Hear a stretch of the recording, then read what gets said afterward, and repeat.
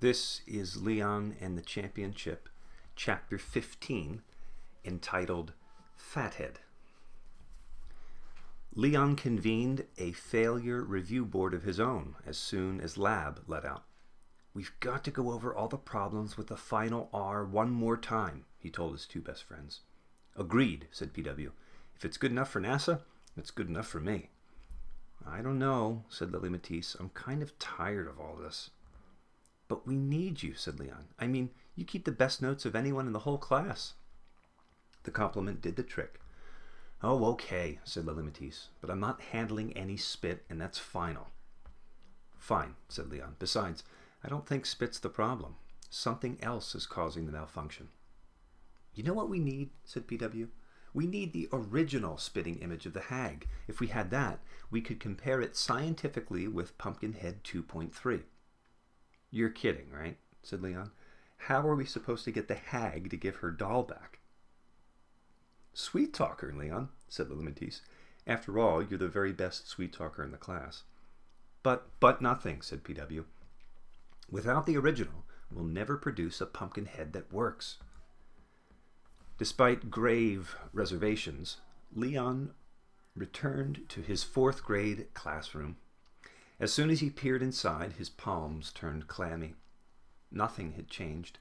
The room still had the sinister sewing posters, the padlocked supply cabinet, the yarn and spool chart logging student productivity.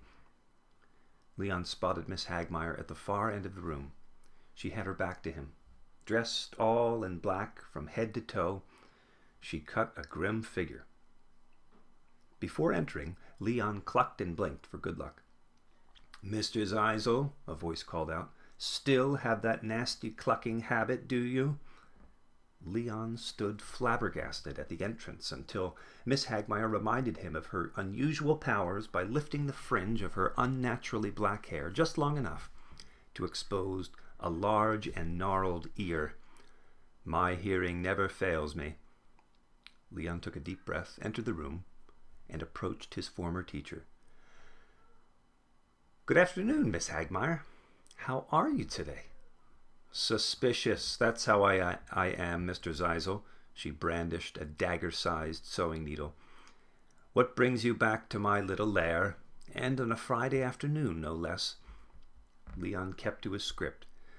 "I was hoping to borrow that sewing assignment I made for you at the end of last year."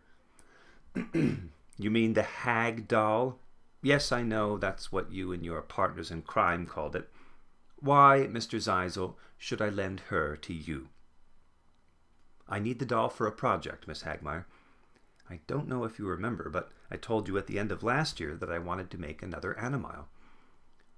"That does ring a bell," Miss Hagmeyer admitted, "and I am pleasantly surprised you remembered the word Animile." "I wish I remembered more," said Leon. "I've hit a snag and was hoping to study the old doll to see what I'm doing wrong." Miss Hagmeyer inspected her former student closely. "This new Animile, are you making it for a worthy cause?" "What cause could be worthier than taming Henry Lumpkin?" "A very worthy cause," Leon answered. Miss Hagmeyer let her former student stew for a long minute before she said, "Come with me." Leon followed Miss Hagmeyer to the supply cabinet at the back of the room and watched her fish a key from the pocket of her black cape. She undid the padlock and hooked it onto the cabinet latch. "A place for everything and everything in its place," Miss Hagmeyer intoned as she flung open the doors to reveal a treasure house of sewing supplies. Below an array of scissors and racks of thread, the cabinet gave way to dozens of drawers, most of which contained, according to their meticulous cursive labels, the body parts of various creatures. There were noses and ears, flippers and fins, snouts, trunks, tails, and a particularly rich assortment of eyeballs. Only one compartment remained unlabeled, and it was into that one Miss Hagmeyer reached. "I keep your handiwork in my stuffing drawer, Mr. Zeisel. Why, you may ask?" Leon remained silent. "I shall tell you," said Miss Hagmeyer as she plunged her hands deep into a mass of shredded pantyhose. "Stuffing is a perfect pillow. She pulled out the spitting image Leon had made at the end of the previous year. "Here you are, Mr. Zeisel. But understand this. I want her back in my hands before class begins on Monday. And she had better be neat and tidy, safe and sound." "But no ifs, ands, or buts, Mr. Zeisel. You either accept my conditions or return my animile at once." Lily Matisse and PW were waiting in the street. "Mission accomplished?" PW asked. "Yep," said Leon, "but the hag expects the doll back first thing Monday morning." "So?" said PW. "So," said Leon, "there's a big poultry convention booked into the hotel. I won't have time to do much this weekend." "I'm busy too," said Lily Matisse. "Gym meet upstate." "Don't sweat it," said PW. "I'll work up an analysis on my own." "You sure?" said Leon. "Positive," said PW.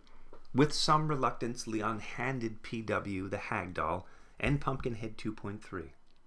"Be super careful," he said, "and don't forget, get here early on Monday." Leon was antsy on Friday, nervous on Saturday, and a wreck by Sunday night. He called PW to make sure the doll was safe.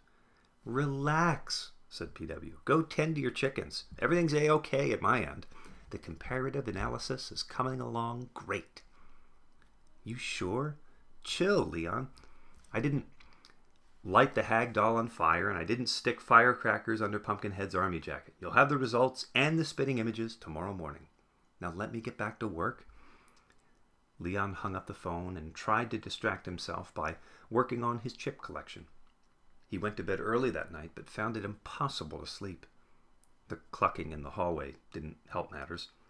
Well past midnight, he took the elevator to the lobby and asked his mom if he could bunk down in the back office. "Sure thing, sweetie," said Emma Zeisel.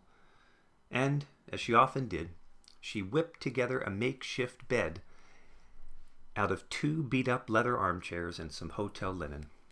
Bundled up near his mom, Leon managed to nod off. But his slumber was brief and troubled. A long, drawn-out nightmare put the hag doll in jeopardy, sending her first down the hotel's garbage chute, and then into the hands of Henry Lumpkin, who squeezed her until all her seams burst, releasing a cloud of pantyhose. Leon awoke in a cold sweat. He felt his whole body shaking. And it wasn't just his body that shook. The walls shook too, and the chairs, and even the keys in the little cubbyholes behind the reception desk. Leon let out a yelp, which brought his mother running. "It's only the trash masher, sweetie," she said, brushing the hair off her son's moist brow. "Creates quite a racket, doesn't it?" "Yeah," Leon said groggily, relieved to learn the source of the rumbling. The next day, PW, Leon, and Lily Matisse all arrived early at school and immediately got down to business behind the playground maple. "Did you uncover something?" Leon asked. "That's a Roger." "You're kidding, right?" said Lily Matisse. "No, Miss Minus sign. I'm not kidding." PW removed a large roll of paper from his pack and unfurled it. The paper was covered with charts and numbers, as well as front and side views of the hag doll and Pumpkinhead 2.3. Lily Matisse's eyes widened. "What is all that?" "The results of my failure review," said PW. "I spent the weekend comparing weights, heights, leg lengths, arm lengths, waist size, and head diameter." "And you took all those measurements why?" Lily Matisse asked skeptically. "To check for biometric inconsistencies," PW said. "And did you find any?" Leon asked. PW nodded. "One. But it's a biggie. I'm pretty sure Pumpkinhead 2.3 has a serious problem with his head." "So does Lumpkin," said Leon. "No, I mean the size of Pumpkinhead 2.3's head is totally out of whack," PW clarified. "Even taking into account the hag's gigantic ears, you've made the new noggin way too small." "It has to be small," Lily Matisse said. "After all, Lumpkin is a pea-brain." "Maybe," said PW, "but his actual skull size is pretty close to normal." "So what are you saying?" Leon asked. "Simple. said PW. You're going to have to give Pumpkinhead 2.3 more wadding upstairs. He tapped his forehead. How much more wadding? PW pointed to a chart marked cranial dimensions. According to my calculations, you'll need to enlarge the head by 2 inches around the ears. But I don't have enough pantyhose to do that, Leon said. Then you'll just have to get more, said PW. Check my measurements. The numbers don't lie. Lily Matisse studied the figures. PW's right, she said, none too pleased to confirm the accuracy of his analysis. You've got no choice, Leon. You have to blow up Lumpkin's head. Well, I guess when you put it that way. Leon made it back to his old 4th grade classroom just as the first bell rang. Did you find the loan useful, Mr. Zeisel? I did, Miss Hagmeyer. Thanks so much. I figured out the problem. And what was it, Mr. Zeisel? I ran out of pantyhose, said Leon. He waited for Miss Hagmeyer to take the bait. Is that a plea, Mr. Zeisel? Yup, said Leon. Miss Hagmeyer ran her bony fingers over her spitting image while she considered the request. Leon knew she was inspecting the doll for the tiniest rip or blemish. Finding none, her manner softened. Go help yourself, she said. The cabinet is unlocked. The very same afternoon, Leon fetched the sewing basket from housekeeping and carried it up to his tiny suite. He chained the door and unrolled PW's blueprints on the living room floor, weighing down the corners with 4 plastic shampoo bottles that said, Try the Try More, where we try more every day. He studied the charts and took various supplemental measurements of Pumpkinhead 2.3 to confirm the small head hypothesis. This won't be easy, he said to himself. He wasn't sure where to cut open the skull. In the end, he chose a seam that ran along the scalp line. The first few snips were tricky, but after that, things fell into place. He removed the thread and implanted some additional stuffing behind the eyes and ears. After he stitched the seam shut, he took a new measurement and matched the results to the numbers on PW's chart. At first, he thought he had made a horrible mistake, but further consideration revealed the problem. He had used Maria's centimeter tape, whereas PW had done his calculations with a ruler marked in inches. Remeasurement confirmed that his repair was right on the money. The operation didn't stop there. It couldn't. Although the outside dimensions of the head were now perfect, the pantyhose implants had disfigured the face. That meant more poking and probing to realign the nose, ears, and eyes. By the time the job was done, it was nearly midnight. You don't look so hot, Lily Matisse told Leon when she saw him at recess the next day. Who cares how he looks, said PW. It's Pumpkinhead that matters. Leon showed off the results of his surgery. This is as good as I can do, he said. It's terrific, Leon, Lily Matisse gushed. Man, oh man, is it sweet, PW cooed. He whipped out a pencil and tapped on the figure's shoulders. I hereby do dub thee Pumpkinhead version 3.0. Go in peace. Can we stop with the version stuff? 2.3, 3.0? It's confusing. Well, what do you want to call him? PW demanded. I was thinking of Fathead, said Lily Matisse. I can live with Fathead, said Leon. How about you, PW? I guess, so long as we take him out for a test spin right here, right now. You read my mind, said Leon. Lily Matisse reluctantly supplied some spit, which PW, less reluctantly, worked into Fathead's stomach. You may fire at will, PW announced once he was done. It was easy enough to locate Lumpkin. He was causing trouble on the jungle gym.